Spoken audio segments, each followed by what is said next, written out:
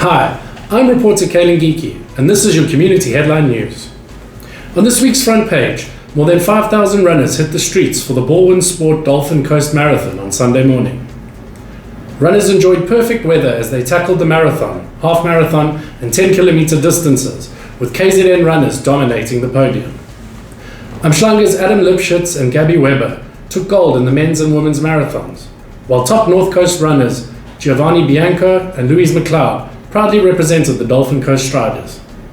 Race organizers say this year's event was one of the biggest and best yet. On page 2, read about the growing crisis at Sharkers Head Informal Settlement.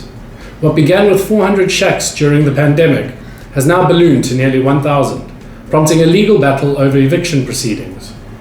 Quadekuza municipality sought court action to remove the illegal occupants, but the case was postponed due to procedural errors. Residents are fighting to stay, arguing that relocation plans to Volksspruit are unsuitable and too remote. Page 3 sees 3 government agencies investigating KDM over allegations of corruption and financial mismanagement.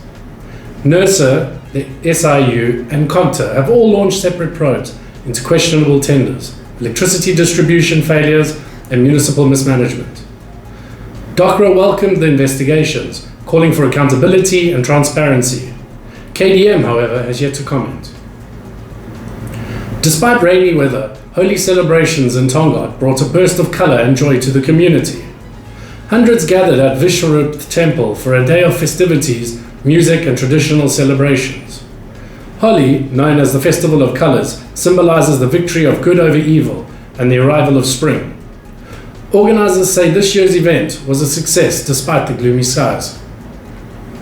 There's plenty more to read in this week's edition, including a liquor bust, road repairs causing delays, and an inspiring story about a Belito couple celebrating 50 years of marriage. Follow us on Facebook, Instagram, and X for daily breaking news.